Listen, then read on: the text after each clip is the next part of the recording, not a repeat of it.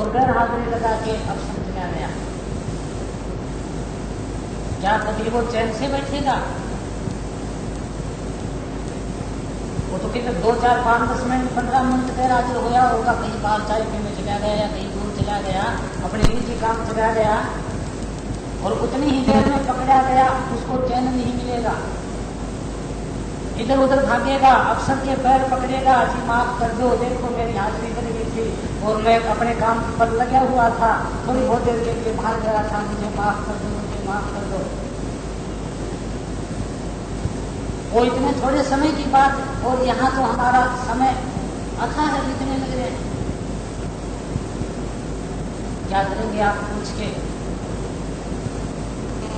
कह दिया झूठा है, झूठा है, हम ही आपको शिक्षा देने लग रहे हैं और उन्हीं कामों को हम ही करने लग रहे हैं। आपसे कहते हैं आप काम क्रोध लोभ मोह अहंकार से बच के रहना। आपको तो कह दिया, लेकिन हम तो लग रहे हैं।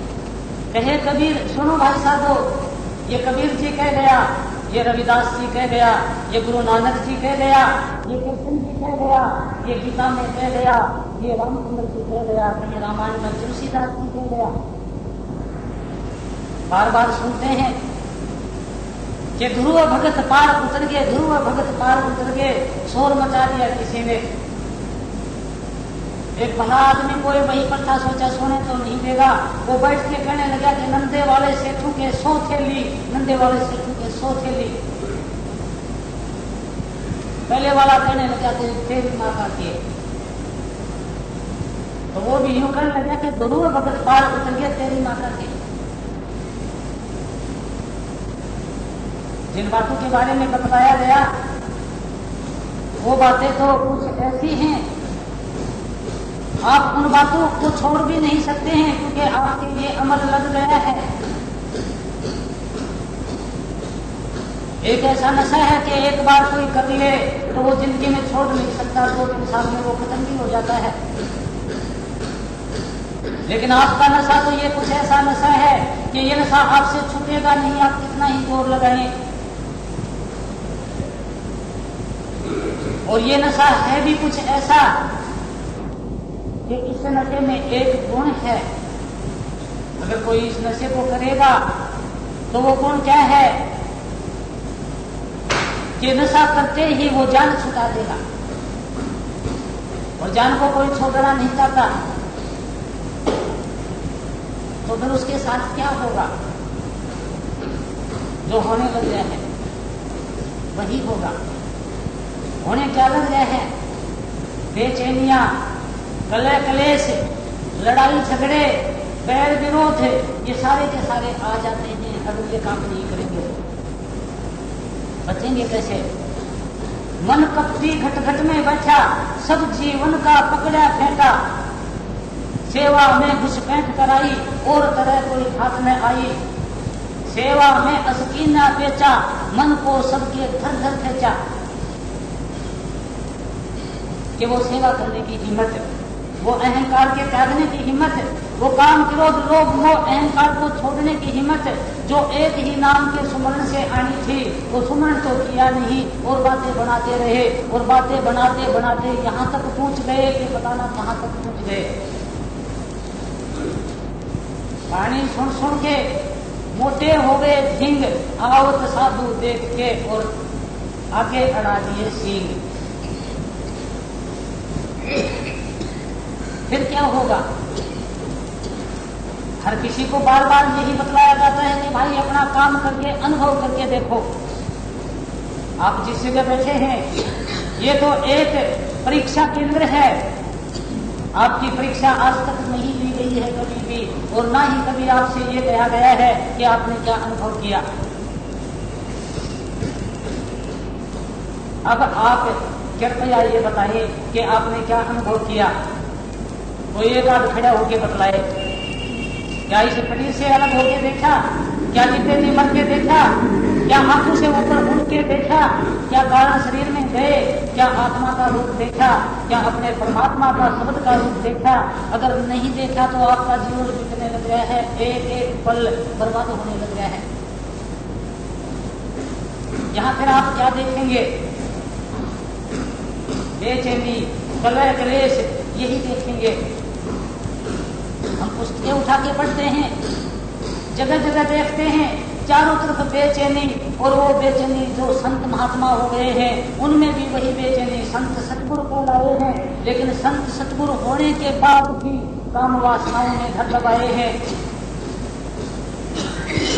और वही वासनाएं हमारे अंदर है। हमारा खान पान रहन सहन वातावरण सारे बिगड़ चुके हैं। कोशिश करते हैं लेकिन वो कोशिश होती नहीं। ये काम तो ना तो धन से मिलता है, ना शरीर की ताकत से, ना कुटुंब परिवार, ना राज्य की ताकत से। ये तो अपने आप के ऊपर सिर धड़ की बाजी की बात है। कोई लगा के देख लो, मिल जाएगा। अगर नहीं लगाएंगे तो ये 2 घंटे का वक्त है आपका बिगाड़ने का, हमने भी ठेका ले लिया। चैन मिलता है कहाँ? जहाँ चैन होता है। जहाँ चैन है नहीं वहाँ चैन मिलेगा कैसे? आपको हम कभी भयानक शब्द सुनाते हैं, कभी रोचक शब्द सुनाते हैं, कभी यथार्थ शब्द सुनाते हैं। इनके सिवाय हमारे पास है क्या? अगर कुछ है भी तो वो तो अनबोले से मिलता है, और उसको लेने वाला है कौन?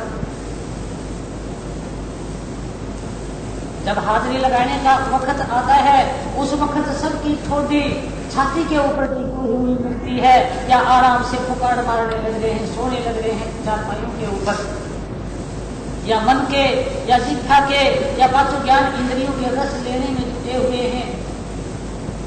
और कब लेने में जुटे हुए हैं? जबकि उसके सारे कर्तव्य पूरे हो चुके हैं, एक मरना बाकी है, तब भी उन्हीं कामों में जुट गए। तो फिर आपका काम करने का मौका कब आएगा? वो बारी कब आएगी? वक्त तो बीत गया। हम तो देखो आपसे हाथ जोड़ के माफी मांगते हैं कि 1 घंटा या पूर्ण घंटे का आपका वक्त जो बर्बाद किया जाता है उसके लिए आप हमें माफ करना, क्योंकि आशावादी हैं, इसलिए आपका वक्त बर्बाद कर देते हैं कि हो सकता है इनमें से एक आध शायद कोई लग जाए अपने निजी काम के, इसलिए भोगते हैं। कई बार तो हौसला इतना डामाडोल हो जाता है कि क्या करें, कहाँ जाएं, कहाँ छुपें। लेकिन फिर संत महात्माओं की वाणियां याद आती हैं कि अगर आपने कहीं छुपना भी है तो 9 दरवाजों से ऊपर जाके छुप जाना। संसार में तो आपको छुपने के लिए जगह है ही नहीं, छुपोगे कहाँ, जाओगे कहाँ? जहाँ भी जाओगे वहीं पर आपके पीछे वही विवाद बोलेंगे जो कि यहाँ होने लग रहे हैं। तो फिर क्या करें? बस यही करें कि 9 दरवाजों से ऊपर जाने की कोशिश करें। अगर आप कोशिश करेंगे तो सतगुरु आपके ऊपर दया करेंगे। जगह जगह दया की है संत महात्माओं ने, लेकिन वो दया कब आएगी? जब तक आपके अंदर एक देखने वाला और एक दिखने वाला जब तक 2 हैं तब तक वो दया नहीं आएगी। तब तक तो आपका मन का खेल है और मन के जाल में फंस रहे हैं। ये मन ही निरंजन है, ये मन ही काल है, इस मन ने ही 3 लोक रचे हैं। ये मन ही ज्योति निरंजन ओम निरंकार सोहम है, और ये मन ही सारा सौदा है। अगर आपने इस मन के जाल से निकलना है तो गुरुओं से लिया हुआ नाम आपने रोम रोम में रमाना पड़ेगा, और कोई उपाय इसका है भी नहीं। इसके लिए एक बात की छूट आपको दी गई है, अगर वो काम आप करते हैं तो सतगुरु आपके लिए रियायत कर देते हैं कि सतगुरु मेरा सानिया, घट घट मेरा सानिया, खाली घटना कोय, बलिहारी व घट की जाघट प्रकट होए। मेरा साइया, जिस साई को हम भजते हैं वो तो घट घट में है। आवे जासो माया रे साधो, आवे जासो माया, 10 अवतार निरंजन कहिए ये करता नहीं होई, ये तो अपनी करनी भोगे, करता और है कोई। और वो करता कौन है? कि अन घड़िया देवा कौन करे तेरी सेवा, कि वो घड़ा हुआ नहीं है, सारा संसार घड़े हुए देव की पूजा में लग गया। सारा संसार अगर कहीं आकाश में से गिरा तो खजूर में अटक गया, अगर कहीं इधर उधर से आया भी तो वो गुरुओं के जाल में फंस गया। और गुरुओं ने इतना गहरा जाल बना रखा है कि उसमें से तो शायद ही कोई निकल सकेगा। क्यों? कि गुरु का भी असली अर्थ हमारी समझ में नहीं आया। कब आता? जब आंखों से ऊपर आते, जब आंखें खोल लेते, ध्यान की एकाग्रता करके इस जड़ शरीर से अलग होते, तब हमारी आंखें खुलती, हम चेत में आते, खड़े हो जाते और चलना शुरू कर देते। ये सारे काम तभी होने थे। अब संत महात्माओं की वाणियां कहते हैं, सुरीले शब्द आते हैं, हमारी समझ में आओ चाहे ना आओ, लेकिन हमें अच्छे लगते हैं। वाणी भी पढ़ी, सत्संग भी सुना, साधन भी किया, आनंद भी लिया। जब दुनिया से आंखें चार हुई, ना सुख ही मिला ना कोई सुखी। तो उस बेचैनी को दूर करने के लिए आप खाना पीना सोना ये तीन चीजें भूल जाएं। इनके ऊपर आप अपना ध्यान कम रखें। उठते बैठते खाते पीते सोते, जब आपके मन को आपके धंधों से फुर्सत मिले उस वक्त और बातें बंद करके सुमरण करा लो। क्या करें? सतगुरु ने भी देख लिया कि बड़े भारी जाल में फंस रहे हैं, तो गुरुओं ने भी यही बताना शुरू किया कि अगर आप थोड़े से होश में आ गए तो आप अपने काम को अपने आप ही करने लग जाएंगे, आपको करने की जरूरत नहीं पड़ेगी। लेकिन क्या करें? वो बात तो हमारे दिन में एक बार, पक्ष में एक बार, महीने में एक बार, साल में एक बार भी नहीं आती है इतनी गहरी लगन से। फिर ठीक है, अगर नहीं आती है तो संत महात्माओं की साथ दिए जाओ और सुने जाओ। और जब हाथ में डंडा आए तो आप उसके सिर में मार देना, वो आपके सिर में मार देगा। दोनों अस्पताल में जाके पट्टी बंधवा लेना, और जब आए सत्संग में सुनने के लिए उस वक्त फिर शब्द सुना देना और फिर सत्संग सुना देना। हमें तो कुछ ऐसा ही सोचता है। अगर ये काम कर लिया तो उसकी सीधी सी पहचान है कि वो सबसे पहले खड़ा होके और ये पूछेगा कि ऐसे ऐसे मेरे रुकावट आई है अभ्यास में, कृपया आप बताइए कि इससे आगे मैं क्या करूं। अगर ये नहीं पूछता है तो हम भी जान लेते हैं कि चलो भाई संगत आई है, आने दो इसको। थोड़े बहुत कंकड़ पत्थर इकट्ठे कर जाएंगे, उनमें हम अपना सिर मारते रहेंगे। कुछ दूध ले आएंगे, कुछ घी ले आएंगे, कुछ अच्छा माल उठेगा, अच्छा माल खाएंगे, बाकी भी बच जाएंगे तो ढूंढ बना के खड़ा कर देंगे। उसमें आराम से बैठ जाना, अच्छे गलीचे बिछवा देंगे और उस गलीचों के ऊपर ठाट करना, अपना अच्छा बोलना। घर में भी गलीचे, यहाँ पर भी गलीचे, यहाँ पर भी अच्छा हलवा, अच्छा माल, चलो ठीक है खाते हैं। लेकिन ये श्वास वो आपने वापिस नहीं मिलना है, चाहे कितना ही शोर मचा देना। आप ढूंढने के दिशा बिल्कुल नहीं रहे हैं, बहुत कुछ सुन चुके हैं। उसके बाद तो आपने निचोड़ निकाल लिया है कि वही ब्रह्मांड में, वही आपके पिंड में। और संत महात्मा सत्संग करते वक्त बतला देते हैं कि कहाँ ब्रह्मांड में, वहाँ आपके अंदर है वो आत्मा और वो परमात्मा सारे ब्रह्मांड में रमे हुए। वो आत्मा और परमात्मा आपके शरीर में भी रमे हुए। कैसे देखें? ये विधि भी बतला दी है कि आप चोटी के पास से उतार होके और आए हैं, और जहाँ काल है वहाँ पर आपके धड़कन ऊपर नीचे की शुरू हो गई है, और वहां पर धुन प्रकट हो गई है और शब्द प्रकट हो गया है। उठा था समुद्र में से आपकी बूंद आत्मा बिछड़ के आई है, 1 से 2, 2 से 3, 3 से 100, अनेक हजारों लाखों करोड़ों किरणें छोड़ के और आंखों के बीच में आगे ठहरी हुई है। यहाँ से आपके करंट ने दिल की धड़कन चलाई है, दिल की धड़कन से आपका करंट पंजे तक आ गया है। अगर जीते जी इसका छिड़काव करके आंखों के बीच में नहीं आओगे तो आप जागोगे नहीं, बैठे नहीं होगे, खड़े नहीं होगे और चलोगे नहीं, चाहे कितना ही जोर लगा लो। उसके बाद तो जो बातें आप पूछते हैं उनका जवाब तो अपने आप ही मिलना शुरू हो जाता है। संत महात्माओं की बताई हुई बातों पर हमारा विश्वास होगा ही नहीं। अगर विश्वास होता तो यही बात आपके आगे 360 बार बताई जा सकती है जो जागरण ने अभी पूछी है। कैसे बतलाई कि इस आत्मा ने अपने कर्मों के अनुसार ये मनुष्य शरीर धारण किया और जिस जगह भी इसने उपाधि धारण की इसका रूप वही हो गया, इसका अपना रूप तो कोई नहीं है, गैर रूप है। अगर किसी ने कोशिश करके अपना पहला बंधन उतारा स्थूल शरीर का तो इस आत्मा का रूप जो स्थूल शरीर का है वही हो जाएगा और सूक्ष्म शरीर में जाएगी आत्मा, और सूक्ष्म शरीर का वही रूप है जो स्थूल शरीर का है।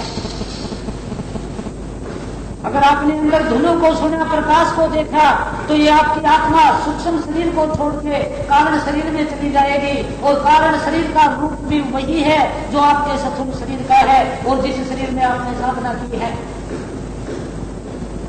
अगर आप कारण शरीर में भी चले गए तो जो सतगुरु ने हमें नाम दिया है उस नाम की धुन से 10वें द्वार का ताला खुलेगा और कोई उपाय नहीं, चाहे टक्कर मार मार के मर जाना कोई, 10वें द्वार का दरवाजा नहीं खुलेगा। और वो दरवाजा भी क्या है कि उसकी बनावट ऐसी है जैसे 10, 15, 20, 30 मीटर चौड़ा कोई रबड़ हो, रबड़ में से कोई सुई वगैरह निकाल दो तभी रास्ता बंद है, क्या है फिर। और जिनके पास ऊपर का नाम है उस नाम से वो ताला क्या खुलना है कि उस नाम की ताकत से वो आत्मा 10वें द्वार में चली जाएगी, रोक नहीं सकता वो दीवार, 10वें द्वार की दीवार आत्मा को। और आपको अनुभव होगा कि मैं इतने थोड़े मोटे रबड़ में से गुजरा हूं। और 10वें द्वार में वो नूरी शरीर होगा आत्मा का, 12 सूर्य का प्रकाश, और नूरी शरीर का रूप भी वैसा ही होगा जिस रूप में आपने साधना की है। इससे ऊपर जब समुद्र जहाज पर बैठ के आत्मा जाएगी सत्संग में, सतलोक में, उस वक्त आपका रूप बदल जाएगा, 16 सूर्य का प्रकाश, और वहां पर ये सब के सब एक ही रूप आपको दिखाई देगा। ये संत महात्माओं के साथ है और जो गए हैं वहां पर उन्होंने भी देखा है। और यही प्रश्न कबीर जी से धर्मदास ने किया था। कबीर जी कौन है? आप सारे के साथ कैसे कि कक्का काया को कहें बब्बा वर्ण शरीर, रर्रा जिसमें रम रहा ताका नाम कबीर। लेकिन आप अगर कबीर पंथ में जाएंगे तो वहां आपको यूं भरमा देंगे कि कबीर के सिवाय तो कोई संत होया ही नहीं है, कबीर के सिवाय जो साधना करता है वो झूठा है। और एक कबीर मंसूर किताब है, उसमें तो जिन्होंने कबीर जी की सराहना की है कि हमें कबीर मिले हैं उनकी तो बड़ाई थी, और बाकी तो लुटरा, निचला, धोखेबाज, कपटी, पता ना क्या क्या लगाए हैं। क्यों कि जो जिनके बात समझ में नहीं आती, जो मन और बुद्धि के जाल में फंस जाते हैं, उन सब के साथ यही कहानी होती है। बस की बात नहीं किसी के। ये शरीर कह है जो इसका नक्शा बनाया गया है सबका अलग अलग, वो वह है, और जो इसके अंदर रम्या हुआ जिससे इसकी हरकत होने लग रही है वो वह है। और उस रमे हुए को जब आप जान जाएंगे उस वक्त आप कबीर बन चुके हैं। और कबीर ने धर्मदास को समझाया, वो धर्मदास कौन है? वो मन है, 3 लोक का मालिक। अगर इतनी ताकत होते हुए भी क्या वो धर्मदास के बेटे को निरंजन को नहीं समझा सकते थे? नहीं माना कि दिल के ऊपर अपने अच्छे कर्मों की छाप होती है, वो ही तो हमें सत्संग ले जाते हैं, वो ही तो हमें आंखों से ऊपर ले जाते हैं, वो ही तो हमारे अंदर लगन लगाते हैं और उसी से हमारा अपना काम करना शुरू हो जाता है। उस काम से हमारे अंदर शीतलता आनी शुरू हो जाती है और उथल पुथल मन की उथल पुथल खत्म हो जाती है। अगर आपके अंदर शांति आ गई है, मन में गुलामियां उठानी बंद कर दी है, तो आप आत्मा और परमात्मा के पास पहुंच गए हैं, इसमें कोई संशय नहीं है। लेकिन ये बड़े तेज की बात है, होश की बात है, बेहोशी की बात नहीं है। यहाँ तो हम किसी को धोखा भी दे देते हैं। ये तो अलग अलग बातें जो आप रोजाना देखते हैं वो दिखाई देने लग जाती हैं कि इसी जगह कह के और सुन के हमारा वक्त बर्बाद होता है। लेकिन हम चाहते हैं उस वक्त हम क्या देखते हैं? ये सारा संसार देखते हैं। जब सपना आया उस वक्त सपने में भी उथल उथल और भय पीछे चल रहे हैं, संसार में भी भय और उथल पुथल है। जब गहरी नींद आई उस वक्त तो हम बेहोश थे, राजा और रंक सब बराबर थे, हमें पता ही नहीं था। जब आंखों से ऊपर गए उस वक्त चेतन थे, एक देखने वाला, एक उड़ने वाला, क्या उड़ते तो पक्षी भी हैं। लेकिन यहाँ भी तो हम चल के आए हैं अपने घर से और सत्संग सुनने लगे हैं बैठे हुए। इसी तरह आंखों के बीच में भी हमारा घर है। यहां से भी वो आत्मा अपने घर की तरफ भागती है। यहां भी तो आपको संसार के झंझट, कोई मित्र दोस्त, कोई धंधा ये नहीं आने देते हैं। तो आंखों से ऊपर भी धीमी माया है और वो आपको नहीं है, वो रोक देती है। ऊपर जाते हैं, भावना बढ़ती है, नीचे गिर जाते हैं। ध्यान की एकाग्रता 2 महीने तक की और एक बार काम वासना आई तो ऊपर चढ़ी हुई आत्मा नीचे गिर गई। रोया बैठ के कि हाय मेरे साथ क्या हुआ। ध्यान की एकाग्रता 2 महीने तक की और एक बार क्रोध आ गया, जो ध्यान का सिमटाव था वो सारे ब्रह्मांड में फैल गया और फिर बेचैनी छा गई। आखिर जब इतनी बातें हमारे साथ होती हैं तो ये बेचैनी हमारे साथ तो जब 60 दिन में एक बार आया विवाद और उसी ने हमारी दुरुपति कर दी और 60 दिन का किया हुआ काम मिट्टी में मिला दिया। इनके अंदर एक नहीं तो भूत रोजाना उथल पुथल मचाते हैं और रोजाना एक बार नहीं, रोजाना भी 100 बार, हजारों बार मचाते हैं। वहां क्या होगा? इस सत्संग के अंदर आके भी अगर काम वासनाओं की पूर्ति का ध्यान रखते हैं, अगर काम क्रोध लोभ मोह अहंकार का रखते हैं, उनके ध्यान की एकाग्रता कैसे होगी? वो तो बेचारे गरीब हैं, दुखी हैं और इस संसार में यूं लुटते फिरते रहेंगे और को शिक्षा देते रहेंगे कि भाई संभल के रहना। देखो हम तो आपके आगे बिल्कुल साफ बताते हैं कि भाई अगर आप संभल के रहोगे तो कुछ पा जाओगे। हमारे अंदर तो ये उथल पुथल मन की अभी मिट्टी नहीं है और मेटने के चक्कर में है। जो कुछ हुआ है वो गुरुओं की कृपा से, सदगुरु की कृपा से बना है। लेकिन हमारा ठहराव जो जैसा चाहते हैं वैसा नहीं बना है। बिल्कुल सच्चाई की बात है, आपको धोखे में नहीं रखा। आपको शिक्षा देते हैं कि आप भाई होश में आके अपना काम कर लो। इस संसार में देहधारी गुरु के भरोसे मत रह जाना, ये आपका कुछ भी नहीं कर सकेगा सिवाय बातों के। आपका समय बर्बाद होगा, आप लूटो पिटोगे, धन बर्बाद होगा, बेचैनियां छाएंगी, क्योंकि संसार से दुखी होगे तो आप यहाँ आएंगे और यहाँ के हालातों को देख के आप फिर दुखी हो जाएंगे।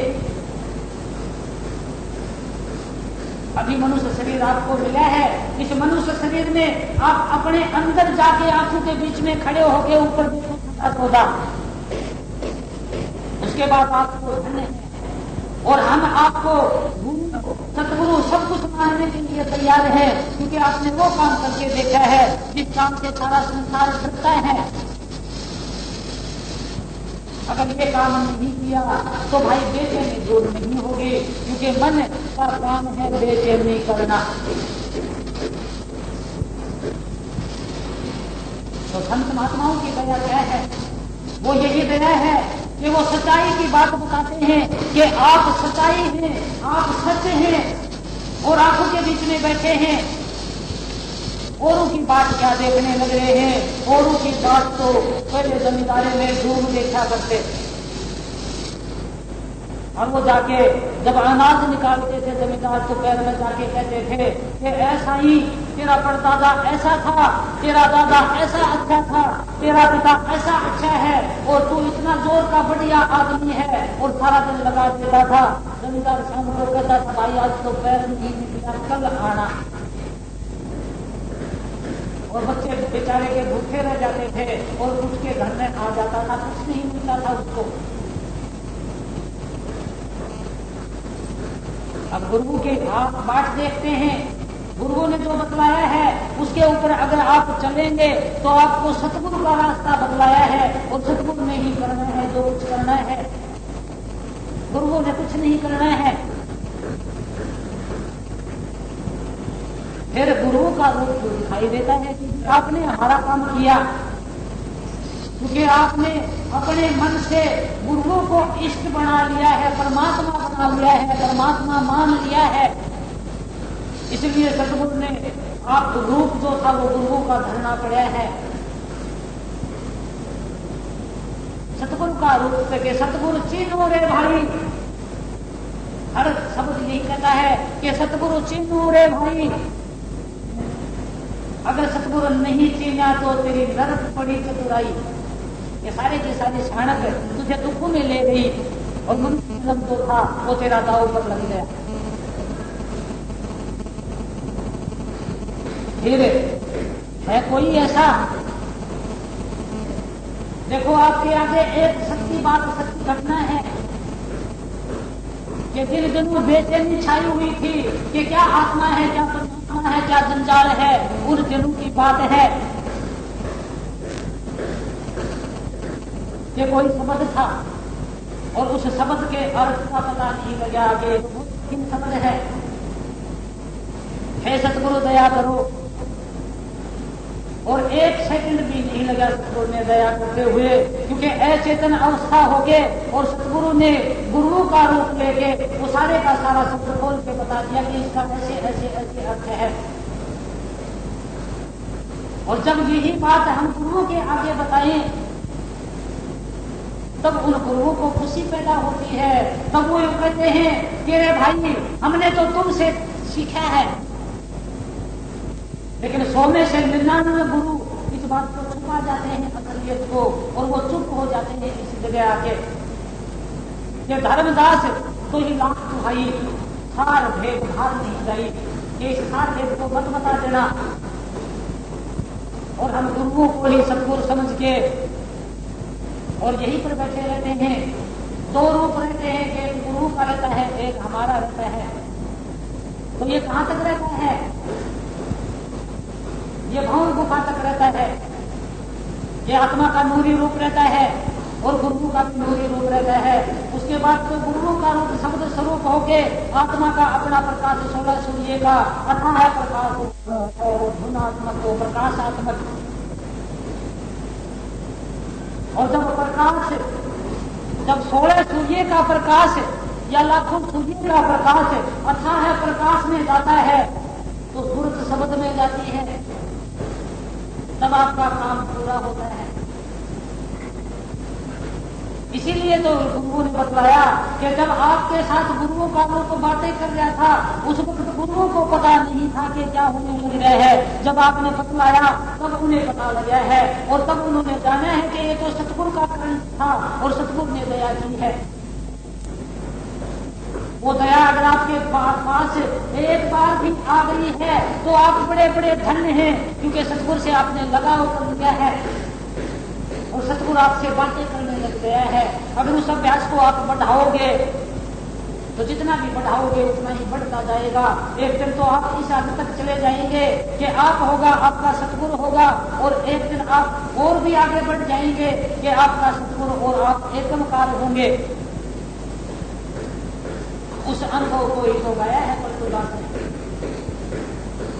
ये शंका नहीं करूं काहू की हमसे बड़े को नहीं हो। पलटूदास कौन है दूजा हम ही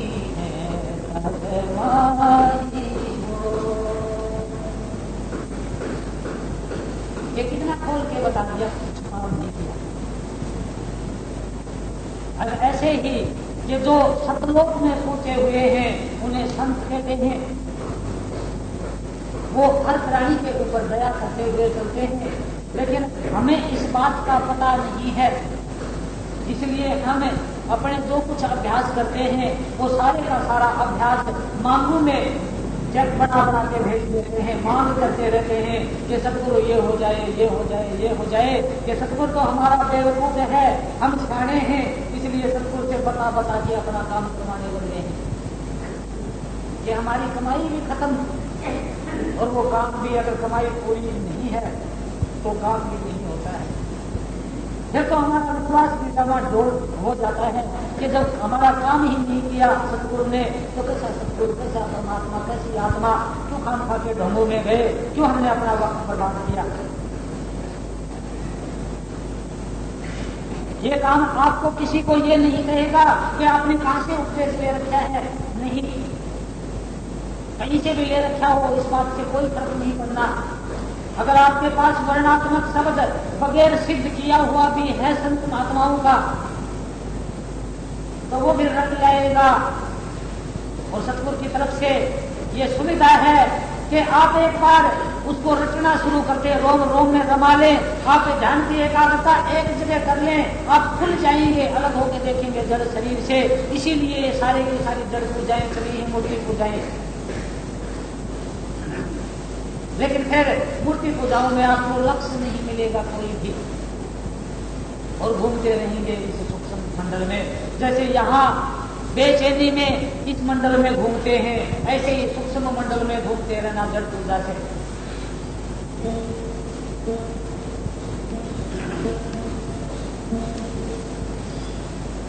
और यही बात बताई है इस खंड में, कई बार बता चुके हैं, एक बार फिर सुन लो क्योंकि अपना टाइम तो बर्बाद करना है ही। चेतो करो विचार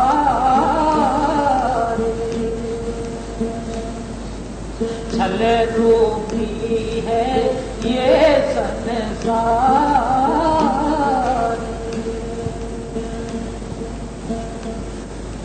छुपे नामात पिता सुत बंधु, छुपना है सब ही संबंधु।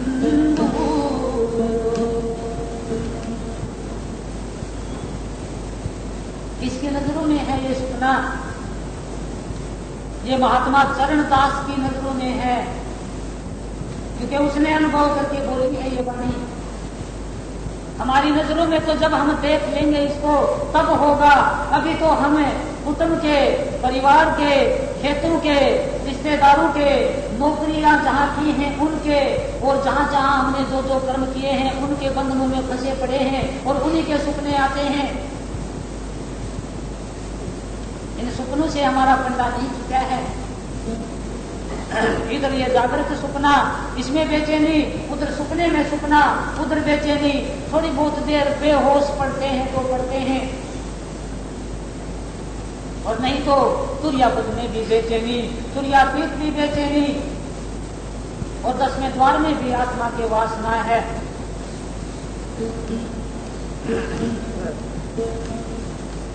देखे कहे सुने सो सुपना, या जग में नाही कोई अपना,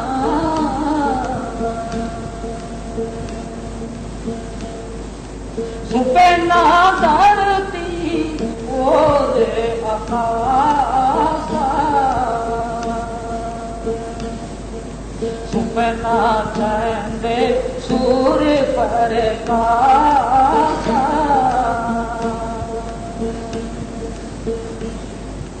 सुपना जल थल पावक सुपना जोग भोग अरुमो,